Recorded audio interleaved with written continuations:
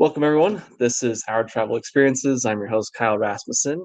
And today I have with me Kaylin. Kaylin, how are you today? Good. How are you doing?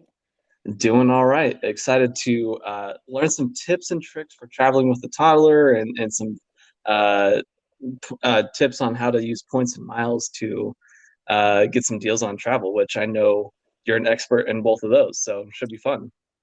Yeah, thanks. Excited to be here. Awesome. So let's start. Just kind of give the listeners a little bit of background on you and how you came to start this party of three travel. Sure. So I have been traveling myself since I was young. My dad worked abroad, so travel has always been a really important part of my lifestyle. And then met my husband who does not or had not traveled a ton before. So I got super into like planning travel for the two of us, and we really bonded over that. And we got to travel to some amazing places. And then we had our daughter. And a lot of what's out there is just basically telling parents that you're going to have to put your travel dreams on hold when you Mhm. have kids, just because it's really hard to travel with them. And that made me kind of sad because, I didn't want to give up these amazing experiences that we've had.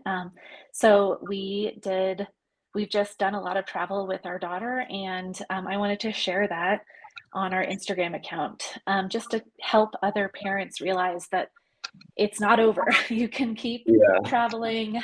Travel might look a little different once you have kids, but you can still kind of make those memories and share those experiences with your kids from a very young age until they're older. And so I also got into points and miles last year um, during the pandemic. I just had a lot of time on my hands. So I did some research into points and miles, and again, just didn't see a ton of content out there for families and how to kind of use points and miles to make family travel happen. That's why I started that Instagram account, was just to share that with families. So it kind of is a combination of like, you can do this, you can travel. Here are some tips to make it a little bit easier.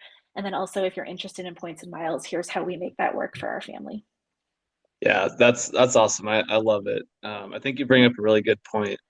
Something that has always kind of annoyed me, I guess, is that everyone who I talk to is like, oh yeah, travel while you're young and you don't have kids because when you do, you're not gonna be able to travel at all. Yeah. And I don't know, that just always rubbed me the wrong way. I was like, yeah, it may be more difficult in some aspects, but I think you can travel, and I see a lot of families do it. And so I'm really excited to just hear your thoughts on that too, because obviously you're doing it and it looks amazing from what I've seen on Instagram. Thanks. Yeah. No, I agree. I definitely got a lot of that commentary when I was pregnant. They were saying like, "Oh no, this is it," and I was so Yeah. sad to hear that. So we've made it work. But like you said, it does look different. And it even amongst I follow a few other family travel Instagrams, and even amongst us, it looks different. So it's all about kind of how you can make it work for your family and your travel style. Yeah, definitely. So, what was when before you had your child? How much were you traveling, and what did that travel kind of look like? And then how has it changed since having your child? Yeah, so we were big budget travelers. We just kind of we subscribed to Scott's Cheap Flights, so it's a Mhm. little plug there. And we just let the destination kind of pick our travel for us. So we've done a lot of just things across the United States, just me and my husband, but and then we've also been to Europe a few times, and the travel was very cheap in that we definitely like cut corners. We got super cheap flights, red eyes, that kind of thing, Mhm. which has changed for us now that which is also kind of why I got into points and miles too, is um, we travel more now with now that we have our daughter, just because um, we are able to use the points and miles in combination with the cheap flights. But we also like we don't do red eyes anymore. We learned that the hard way that my daughter does not sleep on planes very well. So we have to look for like maybe more expensive flights this time around. Hmm. to kind of work for our schedule. But I know lots of families with kids that just sleep right through the flights. I'm very jealous, but that's not Yeah, our our reality. I wish I could sleep Um, through the flight. I know, I know. I never sleep through flights, so of course, I feel like I Yeah. passed that along. Maybe my husband will be out cold next to me. I'm very jealous. Oh man. Um, but yeah, so we used to travel maybe like twice a year, and now we're doing like 2 or 3 big trips a year, and then lots of like smaller, across the United States trips as well. Hmm. Very cool. That's kind of interesting that you're actually traveling more now. I know.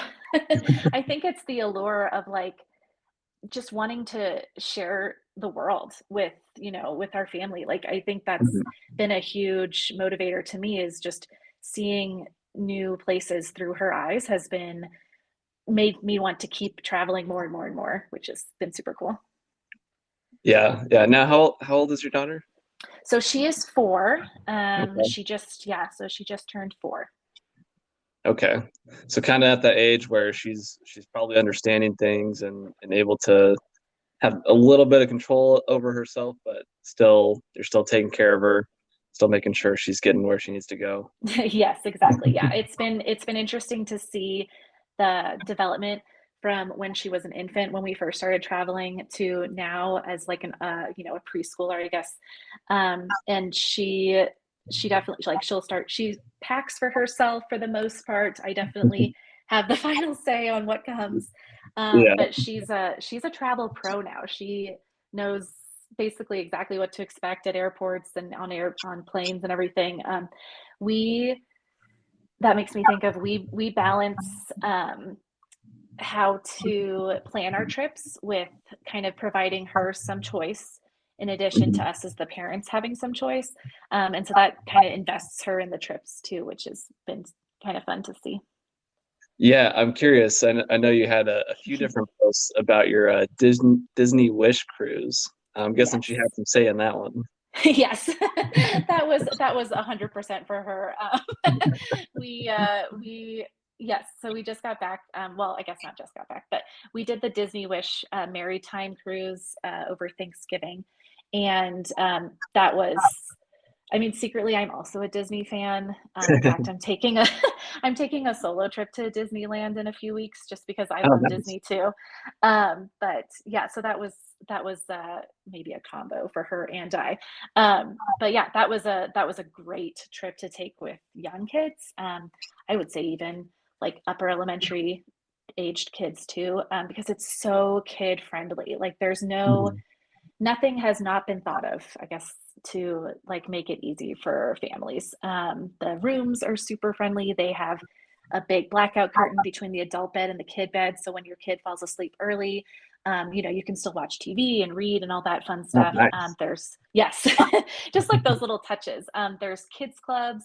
So we could drop her off and then spend some time by the pool or go on like the adult slide, just the two of us, and then they would just message us whenever she was ready to leave. Huh. And yeah, so and then on the like dining rooms, the waiters remembered her order. She got to have apple juice, which was very exciting for her. Every night there would just be like a cup of apple juice waiting for her at the dining table. So yeah, I would highly recommend it. It's very expensive, but it's so worth it.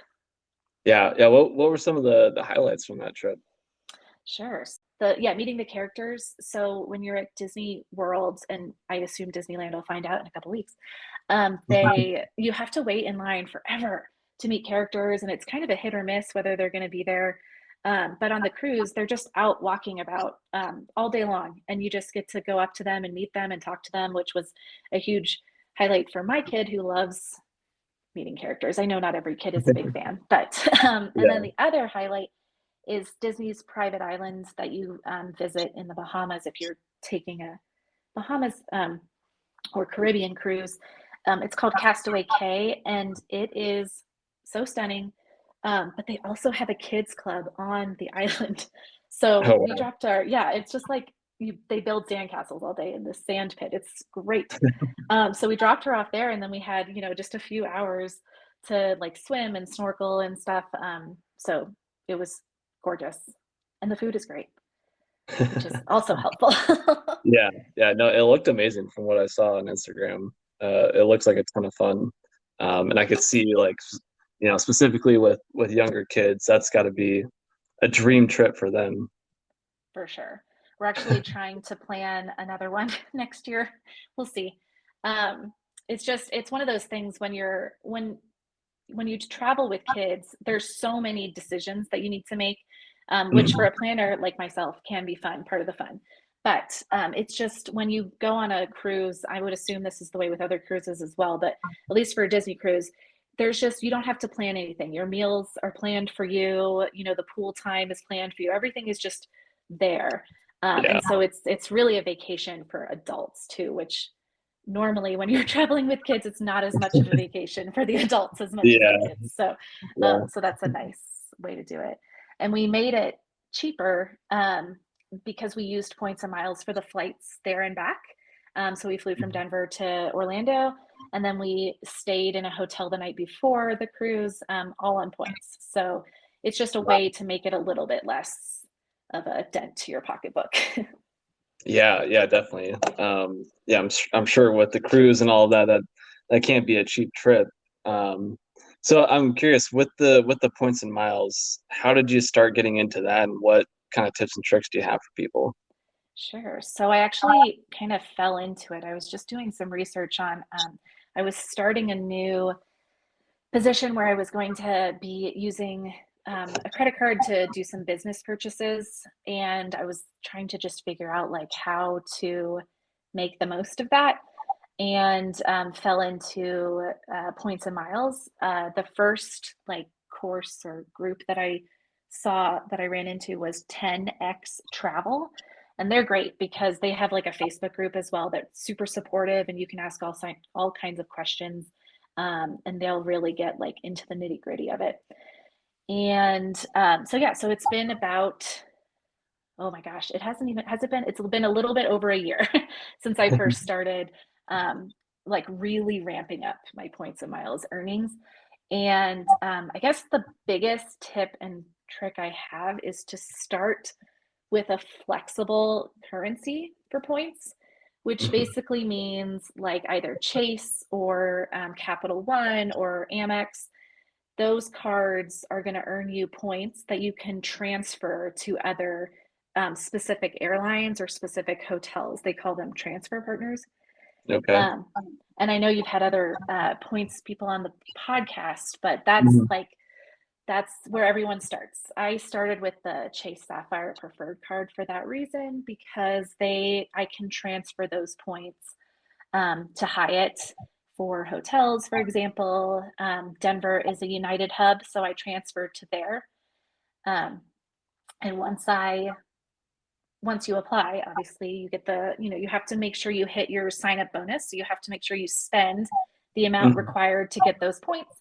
And then that's after I had kind of gotten all of the amount of flexible points that I wanted, is when I started, like, I have a United card because of the fact that I do a lot of our flights out of Denver, which ends up being United. Mhm. Yeah, it seems like with those like the Chase and the Amex and stuff like that, it's nice to have that flexibility of, oh, I want to go on or transfer it to this hotel or go on this airline, and it might not be the same one every time. So you have that flexibility of going on different with different companies essentially.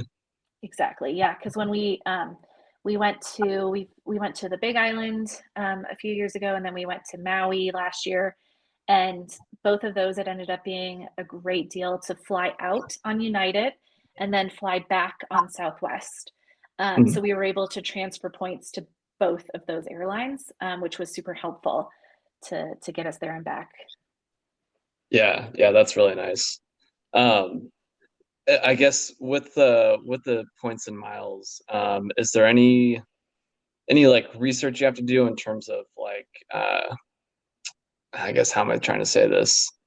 Like with certain dates that maybe you can't fly with those points or those miles or different, Yeah, that's a blackout great dates or things question. like that. Yeah. So there's not like explicit blackout dates, but each hotel and airline will have what they call award availability. So Mhm. you do have to kind of check to see if they're going to have the points options, because what they'll either not offer it, like, so for example, we're going to Puerto Rico in March, and the Uh, hotel that we really wanted to go to was it's a Hyatt, but it wasn't available on one of the days of our trips, oh unfortunately. no. So because they just aren't offering award availability for that specific date. So either they're like, it might be high season and there's just a bunch of people willing to pay cash, or they may have like a very specific amount of like award bookings that they're willing to give out, and those might have just been gone. We do, so what I do for airlines is I will look on the Google flights. I'll look at cheap cash flights, and then I'll go on to like the United website or the Southwest website or the American Airlines website, and I will look to specifically see like what those points would be for that flight. Mhm. And usually, if it's a cheap cash fare, it's probably also going to be a really low amount of points as well, which is what we look Yeah. for, because you can spend like 100,000 points flying across the United States, which is not a good use of points. Yeah. So you Agreed. just have to kind of learn what to expect for point value. Yeah, yeah, definitely. I think that's one of the things I've learned in talking with the different people about points and miles is don't waste it on, some short flight or, inside the US necessarily. Use it on those bigger trips kind of thing. So that's where you're going to get more bang for your buck. Exactly. Yep. And that's what we do. We tend to book last minute, which is not necessarily always recommended for when you're traveling with kids, but we tend to book a little bit last minute, and we will just mix cash fares with points fares, just because it helps us travel more. So I know a Yeah. lot of people, once they get into points and miles, are like, only points and miles. That's the only way to travel. And we just mix it up. So if it's super cheap to fly cash, we're just going to do that and save our points for the hotel or something like that. hmm Yeah, yeah, that makes sense. That's what I've used in my own personal travels. I feel like that works the best for getting the most travel overall. Exactly. Um, so I'm curious with I'm looking through your Instagram right now, which you have really cool pictures on here in Reels. So I think everyone Thanks. should go check it out. But I'm curious. You guys went to Iceland. It looks like with your daughter. What was that like? Traveling internationally with a child. So we actually did not go with our daughter to Oh, I did not. Iceland. Okay. Yeah, that was our first solo parent, trip without her. So she actually stayed with my parents for that week, Okay. um, which I also am a big proponent of, because we bonded. Like, my husband and I bonded over travel, and so it's Mhm. also super important for parents to take that time away too. It was very nerve wracking, even though she was with my parents. It was very nerve wracking traveling internationally without her, but it ended up being so fun. She had a great time, spoiled rotten with ice cream and, I'm sure. yeah, exactly. And then we just had a really fun time, just like being the two of us again without, Mhm. like the responsibilities of parenting. So I would highly recommend parents to travel, just the two of you, and then also go to Iceland, because Yeah. it's one of the most beautiful places. I know you've been there for, I think you said 24 or 36 hours or something. hmm Um, it's, oh my gosh. I wish I Yeah. could just go over and over and over again. It's so beautiful. It's a magical place for sure. Hmm. Yeah. So was that the first time that you were really like that separated from your Yes. daughter? Yes. It was our first solo trip without her. Yes. Okay. Yeah. So I'm sure a little nerve wracking and everything to be that far away from her. Yes. Yeah. One thing I will suggest is to get, depending on your state, to get a power of attorney for whoever is taking care of Mhm. your kid while you're gone. Just because if there was a medical emergency, it's just a little bit of extra reassurance that whoever is taking care of them can make like medical decisions. So that's just maybe Yeah, that's one smart. tip I didn't about. think about that. Yeah, I think my neighbor suggested it, and I was like, oh, that's a really good idea. So we did. Yeah, yeah, definitely. So with being in the airport, you said your daughter's an expert now at the airport. What kind of challenges and growing pains have you gone through with bringing her to the airport?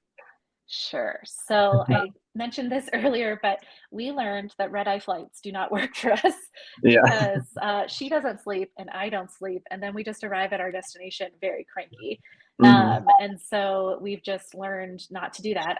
Like I said earlier, I think a lot of families that does work for. So you just kind of have to figure out what's best for your family.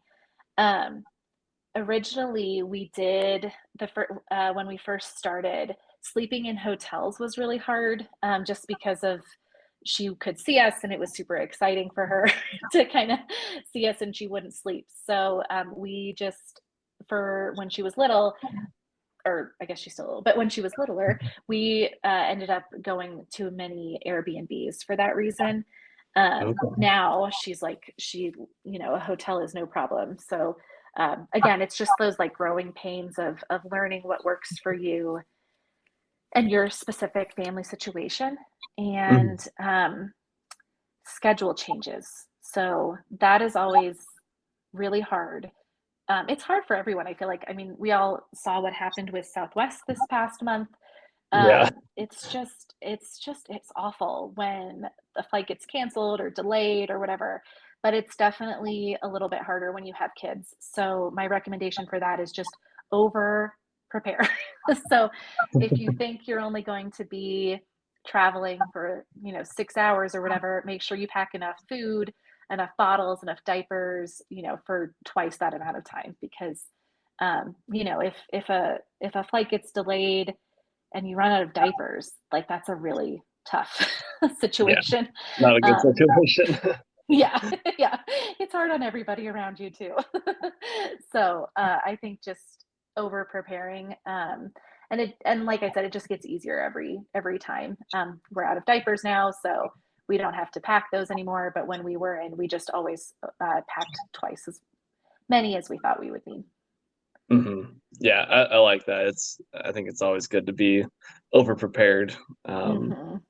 Especially with a young kid. You never know what's going to happen with the travel. I mean, delays are like inevitable in this day and age. So it's good to have a little bit extra there. I'm curious with the you recently posted about the ear pain. I Hmm. know this is always an issue for kids. Um, Yes. how have you combated that? And is she old enough to kind of understand what's happening with that now? Yes. So she is old enough now where, and also she's flown so many times that she kind of knows the drill of like chewing and yawning and swallowing and just making sure her ears pop. Hmm. Kids like ear tubes are much shorter than adults, and so they're much more prone to ear pain. And then they also just don't help themselves. Like we, Yeah. we kind of chew and yawn and everything. So yeah, so when she was very little, when she was an infant, I used to either I would try to wait until we were taking off to give her her bottle, just to kind of force that swallow reaction. Hmm. And then now that she's older, one of my tips that I was going to share is that travel is really, for adults as well as kids, is survival mode. Like you really just need to get through the day. Yeah. When you're flying, it's awful for everybody, we all know that. So she gets a lot of fruit gummies and apple juice when she's when she's flying now, which again kind of forces that chewing motion to help her ear pain. So to all the parents, I would recommend just making sure you have something where they're drinking or chewing on takeoff, and then on um, landing. Yeah, yeah, that's really smart. Kind of timing it to be for that takeoff and landing. Because I know that's tough. I mean, pretty much every flight I'm on, there's always some infant that is Hmm. crying at takeoff or landing, and Yes. it's hard because you can't really do anything about it. But I guess if you plan ahead, you can. Yes, exactly. And it still might happen. Like one time we were flying to Hilton Head, and we didn't realize it at the time, but she had an ear infection. So no Mhm. amount of, chewing or drinking was going to make that pain go away. So we got to go to urgent care when we landed and got some antibiotics, and she was all good on the flight home. Yeah, that's so tough. I was in middle school, I think. We were flying back from California, and I had gotten a swimmer's ear, Oh and gosh. I've never had so much ear pain in my life. It was the most miserable flight. Um, it was absolutely awful. I know it makes you like feel for the kids when you've Oh experienced yeah, it yourself. You're like, oh, this is really bad. yeah, it was not fun at all. And I've had as an adult, there's been a few times where it's been kind of painful, just just a normal flight, and it hurts, and Hmm. I get it. Yep, exactly. um, with with having a kid at the airport, do you try to maybe like separate yourself from other travelers? Do you always do the like early boarding kind of thing? Is there anything like that that you do? Yeah, great question. So whenever we have a connecting flight, I will research ahead of time. I'll just Google real quick the airport code and then do they have a playground? Because it's a surprising number of at least airports across the United States have a little play area for kids where Mhm. it's removed, like you said, like it's farther away from busier gates, and there's usually some things to climb on, and they can be kind of loud and get out all the energy that kids just like exist with. Yeah. And so we definitely try to do that. We do take advantage of family boarding more so when she was in a stroller. Now we're not using a stroller in the airport anymore. But when we were, it was really great to be able to take the time to like unpack the stroller and then fold it down and leave it at the gate to be, packed under to gate check. It was nice to have that time and not feel like I was holding other people back. So we did take Yeah. advantage of family boarding then. Now we take advantage of family boarding because we're just a little bit slower getting on the plane and getting situated. I know some families say don't do that, don't get on early. Um, then that's what works for them because their kids don't want to be on the plane any longer than they have to be. Hmm. But for us, we like the ability to kind of unpack in our row and kind of get not feel rushed. Yeah. Yeah. Yeah. I see, both points there. I personally would prefer to be on there earlier. Just like you said, it gives you time. You're not feeling rushed. You're not holding up everyone else. Exactly. Um, Yeah. feel a little bit less stressed. Yes. Yes. uh, I guess with that, do you usually get to the airport pretty early? Just because it might be a little bit slower getting through security and that sort of thing. Yeah. So I have global entry, which Okay. gives us TSA pre-check. So, and my husband Mhm. does as well. And for TSA pre-check, if you just have the pre-check, kids under 13 can come with you at no extra cost. And if you have clear, which we do have as well, clear, it's under 18 can come with you. Okay. So we actually don't get to the airport super early because we know that we'll be able to skip a lot of the security lines. And one thing about security that I will share is you are allowed to bring a lot through TSA if you have a child with you. So we bring applesauce, which is considered a liquid. When she was a kid or Mhm. when she was an infant, we brought, formula and milk through with water. But you do have to tell them that you have that in your backpack. And if you do remember to tell them, they will just swipe it real quick with whatever those swipes are. Mhm. And they won't make you like unpack it all. If you Oh, forget that's nice. to tell them, they will make you unpack it all. So make sure you remember. I have done that plenty of times. But Right. I think that pre-check is the best investment if you have kids because you don't have to take off your shoes. I mean, they don't ever have to take off Mhm. their shoes because they're so little, but you don't have to take off your sweaters. It's so nice to be Just able to one go less thing through. to think about. Yes, exactly, exactly. Um, I will say that the first time we went through security where she was old enough to realize that I was taking away her little stuffed animal bear that she brings with her. Um, that was she was very upset that her little bear was being put through the security screening. So I will say, make sure you tell your kids what's about to happen because Mhm. I'm a big fan of with kids talking them through the whole process of what's about to happen. So even Yeah. now, she's like such a pro, but I remind her, Bear has to go through security. We're going to take 2 flights. When she was little, we would watch a video on YouTube of what like an airport was. When there was the mask requirement, we would practice wearing the mask beforehand. We would practice with headphones for her tablet. Like it can be really scary for kids traveling for the first time. And so the Mhm. more that they're comfortable with and the more they know what to expect, I think the better that their reactions are going to be. Yeah. Yeah, I really like that. Just kind of preparing them. Like, here's what's going to happen. Walking them through it. Like, this is what to expect. I think that's awesome. They get that idea of, here's what we're going to do. That way, you're not just like, oh my gosh, my stuffed animal's gone, and there's Yeah, all these things happening, and I don't know what to do. exactly. Exactly. Yep. Yep. Exactly.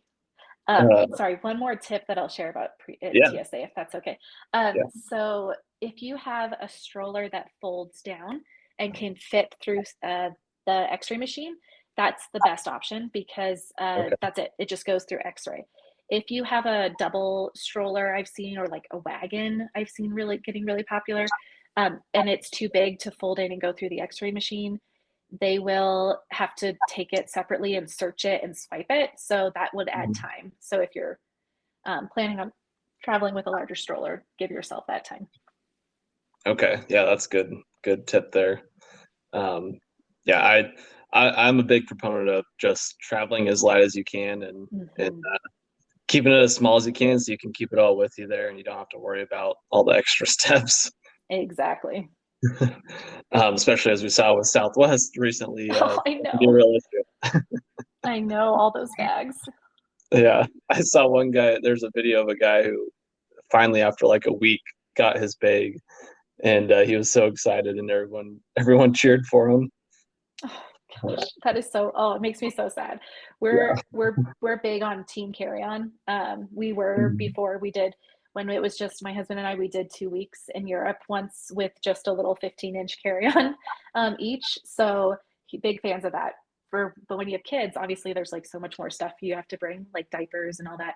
So Mhm. we used to still do carry on, and then we would just buy diapers at the location. There's so many Mhm. delivery services now that'll just drop stuff off at your hotel or whatever, but I would highly recommend doing that so you don't end up like that with the bags. Yeah, yeah, that's smart too. I like that. Um, yeah, I feel like with all the technology now, all the different companies out there, and just it's easy to, even if you do forget something or just want to plan to not bring something, you have options. Exactly. Um, so what have been, I guess, some of your favorite travel memories or moments with your family? Yeah. So we do a lot of beach trips because that's the kind of vacationer that I am. But my husband is much more of an adventure person. So we try to balance those out. But one of my favorites was we went to Maui last year over spring break, and we took this glass bottom boat there, but it was like a submarine. So like the bottom half was underwater with glass windows, Hmm. and it was a really great way for us to still almost feel like we were snorkeling without actually snorkeling because my daughter obviously can't snorkel yet. Yeah. So that was a super fun. I feel like it was a great compromise between what we would want to do as adults versus what she would want to do, and it was just a Mhm. great time. Yeah, I've done Um, that myself actually in Maui. That was actually a lot of fun. oh yay, that's so cool. Was it yellow? Yeah, I think so. I think so. Oh, it might have been the same company. I'm trying It to might have remember what been, the yeah. company is now. It was a long That's time so ago. cool. Yeah, it was probably over a decade ago now, at least. Oh, That's so But fun. yeah, I remember it being an awesome time, and I loved Maui. That was a good family Oh, trip. Maui is like, we've been to every island now except for Kauai, Oh and wow. Maui is, man, it's hard to beat. It's so pretty. Yeah, yeah, Um, that's a good time.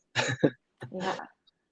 Another fun memory I have is we went to the Great Sand Dunes National Park this year, Okay. which is in, or I guess last year now, which is in, it's in Colorado, and it was so there's this just huge sand dunes in the middle of this mountain range, and you can rent a sled and you can sled down the sand dunes, and it was such a fun time to experience this kind of unique way of sledding than what we're used to Mhm. in Colorado, which is very snow based. Yeah. And so that was super fun. I would highly recommend that for kids just because they also don't get tired walking up the dunes like the adults do. We were exhausted, and she was having a great time. Yeah, that's fun. It's actually really hard to walk up those dunes. Yes, it really is. My poor calves were very upset at me. That's funny. Have you built a community with other, traveling families out there? Yeah, so I feel like I've built more of a community on Instagram with traveling Mhm. families, just because it's always great to see where they go and kind of what worked for them versus maybe they wouldn't do again. A lot of my like local families that we spend time with are still afraid of travel, so I try to kind of convert them to the travel lifestyle. But no, we haven't found any families that we can travel with locally yet. Mhm. Yeah, that's what I love about Instagram, especially is, you're just able to see other people who are doing the same thing as you. Maybe not the exact Exactly. same way, but maybe it gives you some ideas. But it's so fun. I mean, just through this podcast and through Instagram, I've met so many cool people from all over the world that are all traveling in all different ways, and it's just so much fun. I agree. Yeah, I was listening to your Morocco episode on the podcast, Mm. and I just think that's so cool, like how all these people from across across different walks of life, but share a very similar love of travel, can, kind of come together and share their experiences. And I have to say, travel Instagram is so nice. I know Yes, some parts of yes. Instagram are not friendly, but travel Instagram is really friendly. Yeah, I don't know what it is. I feel like the travel community especially is just very open and just very kind and welcoming, and everyone's super nice. I agree. Maybe it's because of all that traveling. You just Yeah, happier. that's true. Everyone has such a great outlook that they're so happy to share. Yeah. Well, I'm gonna stick to that, and I'll go with that. Well, Kaylin, any other tips or tricks that you want to share? Anything that we missed? Yeah, I would love to just share my number one tip for traveling with families is bring snacks. Kids love Oh, snacks. right. Make sure you have enough snacks. That's my biggest tip that I laugh about, but it's true. Bring the snacks, and then everything will be fine. Yeah, no, I 100% agree with that. Snack important. I know. I love snacks, so I don't blame it. My daughter when she also wants to eat all the snacks while traveling. Yeah, I feel like especially since COVID, I've noticed some places like some airports will shut down earlier, so they Hmm. don't have the options available for a quick meal or something. Um, and also, I mean, some of these flights are really some peanuts or pretzels or whatever they serve. Hard to go a 6 hour flight on just a few bags of pretzels. Exactly. Yeah, we did a when we went to Maui, it was an 8-hour flight direct, which was awesome, but it also meant a long time without Yeah. food access. So we definitely like I it's her backpack is always like it has the tablet, headphones, and like a few coloring activities and things like that. And then my backpack is always the snack backpack full of snacks. And then my husband's backpack is like the, like laptops and, adult stuff, but Yeah, that's our strategy. that's smart. Awesome. Well, yeah, that's a great tip. I mean, a lot of great tips and tricks for traveling with young kids, for using the points and miles. It really sounds like if you just do a little research, a little planning ahead of time, you can make the trip really great for a family. Yeah, I agree. Awesome. Well, anything else you want to share? No, that's it. Thank you so much. Okay, awesome. Yeah, I really appreciate the time. I really enjoyed it, learned a lot, and I know the listeners will too.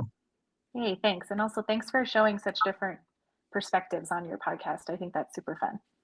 Yeah, it's fun for me. It's kind of selfish, but I just love sharing all the different types of travel and different backgrounds and all of that. So um, it's a ton of fun, and I'm happy to do it.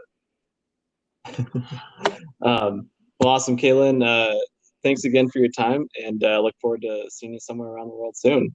Yeah, thank you. All All right, I'll talk to you later. right, bye.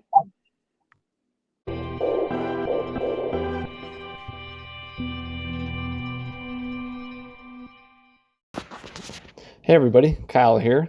If you enjoyed today's show and want more, you can always check out every episode on Spotify, Anchor, YouTube, and now Amazon Music as well. Just search for Our Travel Experiences on any of those platforms and it will pop up. You can also find everything all in one place on my website, ourtravelexp.com. And if you want to see my travel pictures as well as travel pictures from guests on the show, you can check them out on Instagram. The page is called Our Travel Experiences Podcast. And if you want to share your own pictures on the Instagram page or be a guest on the podcast, you can message me via that Instagram page or email me at ourtravelexperiences@outlook.com.